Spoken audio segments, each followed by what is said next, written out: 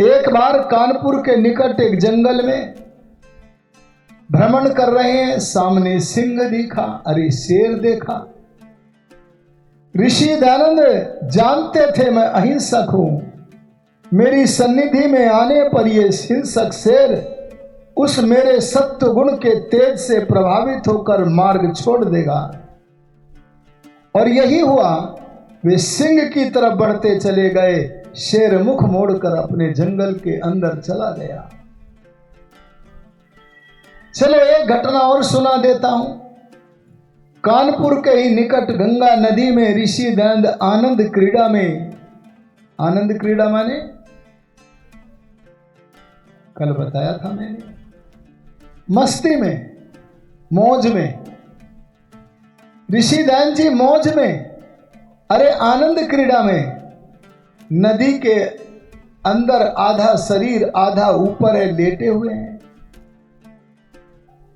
तभी किसी व्यक्ति को ऋषि दयानंद से कुछ दूरी पर एक मगरमच्छ दिखा और वह चिल्लाया, दौड़ता दौड़ता आया। ऋषि दयानंद का परिचित भी था। स्वामी जी मगरमच्छ आया है, स्वामी जी मगरमच्छ निकला है। तब स्वामी जी बोले, अहिंसक दयानंद बोले, अरे जब हम उसको कोई दुख नहीं देते तो वह हमें दुख क्यों देगा। और ऋषि दयानंद वहीं पड़े रहे, लेटे रहे आनंद क्रीड़ा में। मगरमच्छ अपने स्थान पर चला गया। ऐसी एक नहीं अनेक घटनाएं सुनाई जा सकती हैं, परंतु यहां मैं एक बात और कहना चाहता हूं, उसे ध्यान से सुनना। और वो ये कि कई बार ऐसी घटनाएं भी दृष्टिगोचर होती हैं कि जिनसे पता चलता है कि अहिंसक व्यक्तियों के भी विरोधी होते हैं। अरे उन पर पत्थर फेंकते हैं, सांप फेंकते हैं, जहर पिला देते हैं।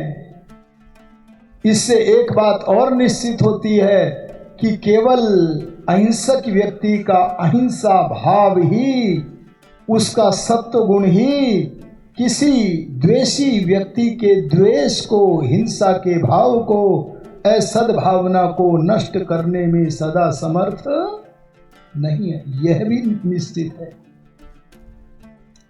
इसके 3 कारण हैं। अरे बोलो कितने कारण हैं? अगर मेरे को अहिंसा पूरी तरह सिद्ध हो गई है, इतनी तरह कि मैं मच्छर भी नहीं मारता हूं, अगर पूरी तरह से मेरे को अहिंसा मेरे मन में बैठ गई है, अहिंसा माने, अरे बोलो अहिंसा माने वैर त्याग की भावना, अरे सद्भावना, ये क्या है? अहिंसा। भूल गए? वैर त्याग की भावना मेरे मन में से पूरी तरह से ये बैठ गई है मन में, वैर की भावना निकल गई है। ये सिद्धि अगर मैंने प्राप्त कर ली है तो मेरे संपर्क में आने वाले जीव वे भी अहिंसक बन जाते हैं। लेकिन कई घटनाएं ऐसी दिखती हैं जैसे महर्षि पाणिनि जी को शेर ने खा लिया। अरे महर्षि दयानंद जी को कई बार विषपान कराया गया। इससे पता चलता है कि अहिंसा के सिद्ध होने पर भी, सद्भावना के बैठने पर भी कई बार वह अहिंसा काम नहीं कर पाती है। इसके 3 कारण हैं। अरे बोलो कितने? पहला कारण क्या है? जो द्वेषी लोग हैं, अरे बोलो जो हिंसक लोग हैं, हाँ, अरे वाह वाह, जो गलत लोग हैं, वे क्या है? वे अहिंसक व्यक्ति के संपर्क में नहीं आए। क्या बोल दिया मैंने? वे दूर से ही विरोध करते रहे, उसके सन्निकट नहीं आए। अगर वे सन्निकट आ जाते तो इसके सत्व गुण के तेज से उनका तमोगुण समाप्त हो जाता, और जब तमोगुण समाप्त हो जाता तो वे व्यक्ति वैर की भावना छोड़ देते। जब भी अहिंसक व्यक्ति से हिंसक व्यक्ति दूर रहता है, संपर्क में नहीं आता है, तो दूर से विरोध करने लगता है, हिंसा करने लगता है। एक कारण ये है कि अहिंसा प्रतिष्ठित हुए व्यक्ति के समीप वैर भाव को रखने वाला व्यक्ति उसके सन्निकट नहीं है। समझ में आ गया अहिंसा ने काम क्यों नहीं किया। और दूसरा दार्शनिक कारण और है। वो कारण क्या है? कई हिंसक लोग, अरे कई वैर भावना रखने वाले लोग संपर्क में तो आ गए हैं। क्या बोला मैंने?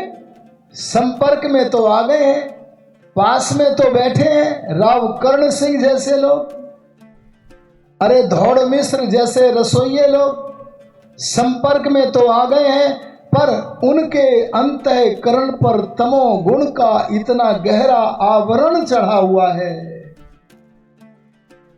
इतना गहरा आवरण चढ़ा हुआ है कि अहिंसक व्यक्ति के सत्व तेज के प्रभाव से उनके अंतःकरण में जो गहरा आवरण है जिस तमोगुण का, उसे पार करके उनकी वैर से भरी हुई बुद्धि को स्वच्छ करने में समर्थ नहीं भी होता है। और तीसरा कारण और है जी। तीसरा कारण क्या है? 2 प्रकार के योगी होते हैं। सुन लेना जरा, कितने प्रकार के? एक प्रकार के योगियों का नाम है युंजान योगी और एक योगियों का नाम है युक्त योगी। आपने बेल देखी है कि नहीं? गिलोय की बेल। अच्छा, गिलोय की बेल अपने आप रस दे देती है या उससे निचोड़ना पड़ता है? अरे बोलो। बस जैसे रस में से रस, जैसे गिलोय में से बेल में से रस निचोड़ना पड़ता है तब जाकर के रस मिलता है, ऐसे ही जिन योगियों को समाधि लगाने पर ही आनंद मिलता है, उन योगियों की स्थिति का नाम शास्त्रों में बताया है युंजान योगी। अरे बोलो, क्या कहा है? माने समाधि लगाने पर ही आनंद आता है। अरे प्रभु का परम आनंद मिलता है। लेकिन जिन योगियों को समाधि में भी और समाधि से उठकर व्युत्थान दशा, सांसारिक दशा, लोक व्यवहार में भी सदा आनंद की वर्षा होती रहती है, ऐसे योगियों का नाम बताया है शास्त्रों में युक्त। अरे बोलो, क्या है? हर समय भगवान के आनंद से जुड़ा हुआ योगी। ये दोनों प्रकार के योगी,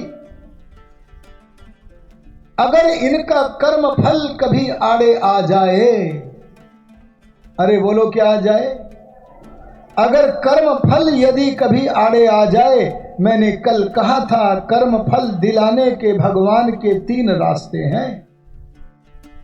एक रास्ता कौन सा है? आध्यात्मिक, अपने आप ही भ्रमण आदि व्यायाम न करे, स्वास्थ्य बिगाड़ लेवे। आधि दैविक भूकंप, अतिवृष्टि, अनावृष्टि आदि हो जावे। और तीसरा कारण मैंने कहा था, सज्जनों से सुख मिले, दुर्जनों से पीड़ा मिले। ये तीसरा प्रकार है। अगर किसी योगी का, चाहे वो युक्त हो या युंजान हो, अगर मरण आदि कोई भी दुख उसके प्रारब्धवश उसके सामने आने को होता है, तब परमात्मा उस योगी को वह बात चमकने नहीं देते। और जब वह बात चमकती नहीं है तो वह योगी उनसे पीड़ित होकर अपने प्रारब्ध को प्राप्त कर लेता। अन्यथा इन 3 कारणों के बिना यह सत्य है कि असह्य अहिंसा जिसे सिद्ध हो गई है, अरे जिसके मन में वैर भाव का त्याग बैठ गया है, ऐसे मनुष्य के संपर्क में आने वाले जीव का भी वैर भाव छूट जाता है। स्वामी श्रद्धानंद जी का नाम जानते हो कि नहीं? उन्होंने कौन से गुरुकुल की स्थापना की थी? गुरुकुल कांगड़ी की थी। उनका पहला नाम मुंशी राम था। वे दो जादूगरों की चर्चा करते हैं अपनी आत्मकथा में। एक जादूगर का नाम है महर्षि दयानंद, एक और जादूगर है, और इसके साथ एक घटना का और उल्लेख करते हैं कि एक महात्मा समाधि में बैठते थे। उसी समय वन में कोई शेर आकर के उनके पैरों को चाटता था, और चाट कर वो कहते थे बच्चा जाओ, और वो चला जाता था। यह दृश्य है स्वामी श्रद्धानंद जी ने अपनी आंखों से कई बार देखा। उन्होंने उस महात्मा से पूछा कि ये शेर तो बड़ा क्रूर प्राणी होता है, ये आपके पैरों को चाटकर और आपकी आज्ञा पाकर चला जाता, ऐसा कैसे हुआ? तो बोले मेरे अहिंसा के परमाणु काम कर रहे हैं। बोले क्या घटना घट गई थी? बोले एक बार इसके पैर में कोई मोटा कांटा चुभ गया था, ये उस कांटे से पीड़ित हो गया, चल नहीं सकता था, खड़ा नहीं हो सकता था, तो मैंने इसके पैर में से कांटे को निकाला और इसके पैर के कांटे का जो घाव था उसे जड़ी बूटियों से प्रतिदिन मल्हम पट्टी करके धीरे धीरे ठीक कर दिया। इसका वैर भाव, क्रूर भाव मेरे प्रति क्या हो गया? बोलो, समाप्त हो गया।